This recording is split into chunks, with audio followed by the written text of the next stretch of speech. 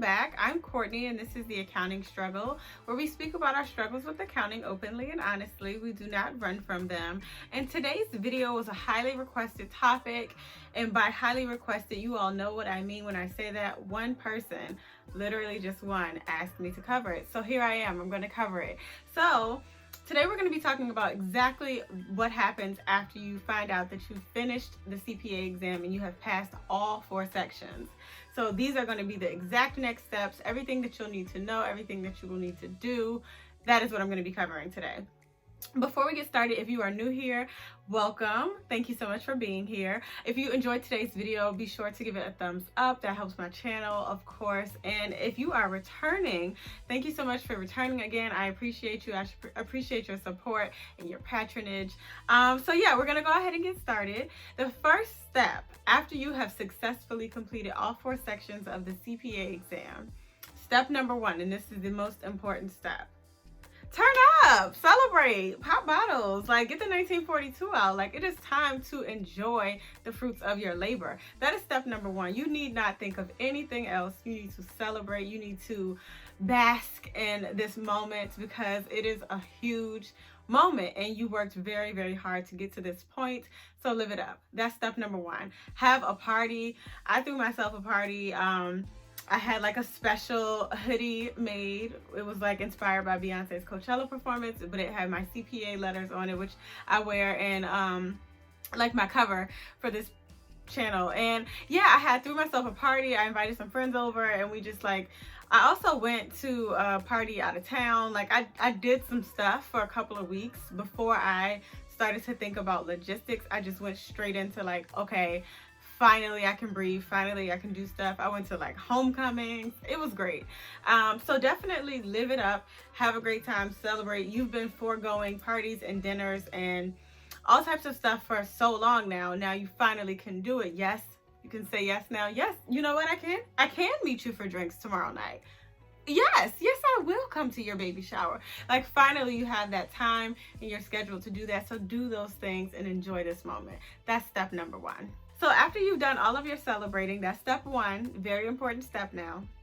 Once you've gotten that done, one of 2 things will happen. So if you are in one of the states that is within jurisdiction, and I will leave in the description box which states are within that jurisdiction.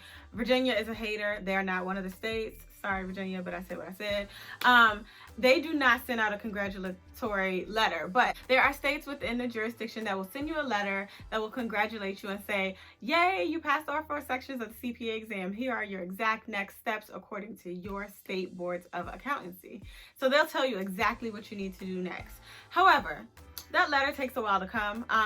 So for example, if you have tested in the 4th quarter, you won't get that letter until like April 5th. That letter won't even go out until April 15th of the following year. So you don't really want to wait on that. I would just go right into what needs to be done next, which I'll explain here in a second. But if you want to know if your state is going to reach out to you and say, hey, you know, congratulations, the answer to that is they might. It just depends on which state you're in. If you're in one of the states that don't, like my state, then you're on your own and you just have to like take the initiative to start getting licensed without any push from your state.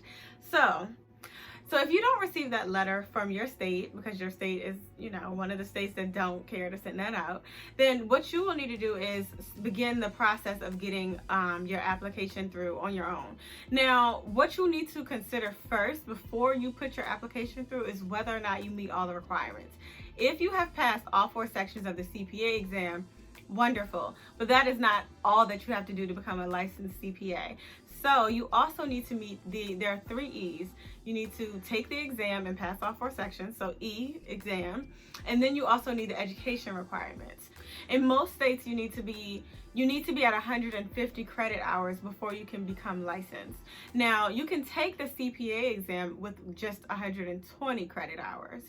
So if you're someone who, after you graduated with your bachelor's, you went and you started sitting for the CPA exam, but you plan to go back and do a master's to get your extra 30 credits. If that is the case and you only have your bachelor's, but you don't have those, you haven't finished that other 30 credits yet, don't apply for your license until you've gotten to 150. If your state requires 150, which most states do, obviously check into that. If your state does not require 150 and they just require 120, you're good. Nothing else to do there. But if you don't meet the education requirements yet, then that is the other piece. You will need to do that first before you apply for your license. The other E, the third E, is going to be experience. So if you are someone who finished all of your education and then you went and you took the exam and you did it so fast, you haven't even been working in the profession yet for like a whole 2 years, you've gotten this done in no time, record time, amazing.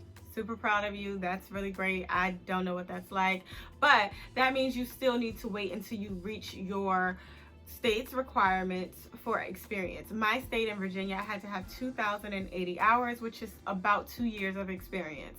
Now, this experience cannot be, self-employed. If you're like, oh, well, I've been cranking out tax returns on my own because I freelance, or I'm a sole proprietor and I do tax work, that does not count. It does need to be a licensed CPA who signs off on it. So say you did not go work in a public accounting firm or a corporate accounting job after this, or government job, you went and you just worked for your family member's tax practice, and maybe that family member is not a CPA, they are an EA or just someone who is running a tax practice. That will not count as experience, so you do have to have experience that is going to be signed off by a licensed CPA. So something to consider if you're watching this before the process starts. Don't know why you would be, but something to consider in terms of where you're going to pick your jobs. So if you've met all 3 E's, experience, exam, and education, now you're ready to apply for your license.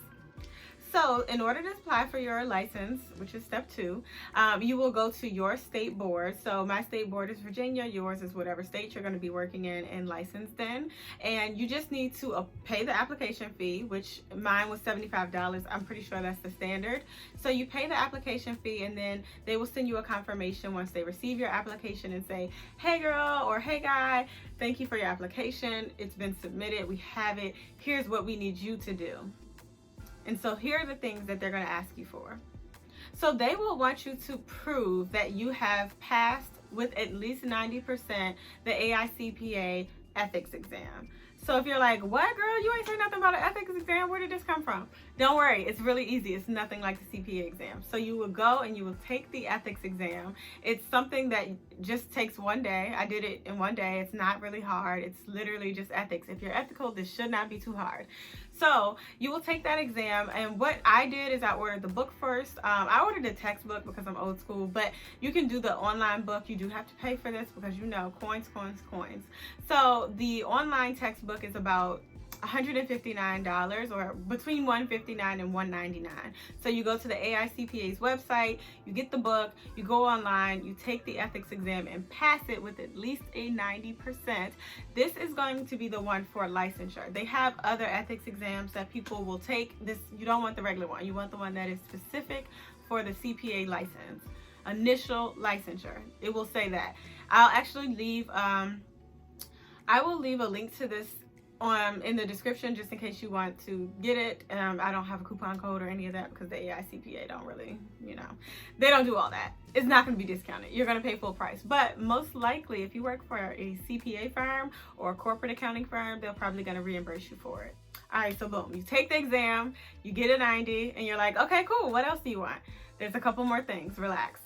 They're going to send you a CPA verification form. You're just going to read over it, and it's going to tell you what your state requires for CPE each year. If you are applying for your license in the same year in which you passed all 4 sections of the exam, so you found out you passed your last section in 2020 and you apply for your license in 2020, so you're within the same year, you don't have any CPE, which are continuing professional education credits. You don't have any requirements to meet those. You probably have some, just because if you work in accounting, you're just always they're being forced at you all the time. But there are no requirements to meet within the first year. If you're applying for your license a year after, or the next year, say you passed in 2020 and you wait until 2021 to apply, then there will be requirements. You will have to meet. So basically, they're just giving you a form that says, okay, now we're telling you this is how many CPE credits you need every single year to keep your license in good standing. We're going to tell you exactly how many you need to get, and if there's a specific ethics one that you have to take every year based on your state, we're going to tell you that too, and you're going to sign and say you acknowledge and you verify that you've read this.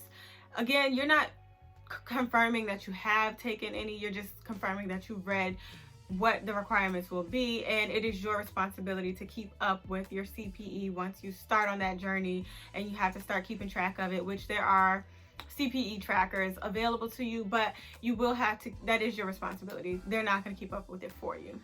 So you'll turn that in, and then the third thing that they're going to ask you for is your employment verification or your experience verification. So you will get a CPE or a CPA that you worked with to sign off saying, yes, we acknowledge that this person worked this many hours. And it's not just some letter. So it's not like, oh, well, my uncle is a CPA, so I'm going to just ask him to. It doesn't work like that. This person is putting their license number. They're putting, like, it's a real thing. You can't just be out here making up stuff. So you do your verification form for experience, get the CPA to sign off on it, and once you have all three of those, you're 90% pass. You have your little certificate that you printed off saying, yes, I got at least a 90% on this ethics exam, and then you have your experience verification form, and you have your CPE acknowledgement form. You turn those three things in, and you say, here you are, State Board of Accountancy. Is there anything else I can get you? And they're going to say, you know what? I think we're good. So after that, a couple of weeks go by. I don't even know if it took weeks. For me, it might have just been a few days. And then they'll send you an email. All of this is done via email. This is not stuff that's coming in the mail.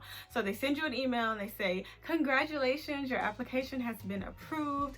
We have approved your application for licensure. And then they will say your actual certificate for licensure is going to come in the mail in some long dramatic amount of time. I applied for my license in September. I applied for my license like September, I think the 25th or so. I got my notification from my State Board of Accountancy telling me, hey, your thing was approved, your license was approved. And by October 20th, that's when they issued me an actual certificate number and expiration date. It was a glorious day. And then my actual license came in December. It's so beautiful. I have it hanging up. I'll show you here. But that actually came in December. So it is a lot of lag. But until you get the actual license, like with a number and an expiration date saying, hey, you're officially a CPA from your state board, do not use the CPA title because you're going to ruin your chance before it even starts. So don't do that until you have the actual word from them. But of course you can do your LinkedIn announcement like, hey, oh my God, I passed all four parts. I'm done. You can do all of that, but just don't use the title CPA until you're a CPA. And then that's it, y'all. You're done. You're a CPA. You made it. Like, wow, what a feeling. So yeah, I'm so happy for you. This is a great moment. So if you are right there at the end, you took your last section, what you know in your heart is your last section, which I believe is a feeling you would just know, and you're just waiting for your scores, and you're like, okay, so now what do I do? That's it. That's the whole process there for you. Again, if you are applying for your license in a year after your exam, so you've done your exam in 2020, but you're applying for your license in 2021, then there usually are a couple of extra steps. Like they'll ask you to re-verify your education. They'll probably ask you for your college transcripts. They'll probably have some CPE requirements for you. But if that's not the case and you are applying in the same year, it's going to be all the stuff that I just named. And yeah, I mean, that's it. That's it. There's not much else to do but be great and be prosperous. So yeah, congratulations. That's it. I hope you found this video to be helpful. If you, like the young lady who requested this video, have a specific topic that you want me to cover and you're like, can you do a video on this? She gave me very great details on, she knew exactly what she wanted to hear in this video. So if you are like that and you have a topic you want me to cover, be sure and leave me a comment. Just let me know in the comments and I got you. And yeah, that's it for today's video. Thank you guys so much for watching. If you enjoyed today's video, be sure to give it a thumbs up and subscribe. I love having y'all. I mean, we're growing and glowing, so stay. So yeah, that's it for today. Thank you so much for watching. I will see you in the next video. Bye.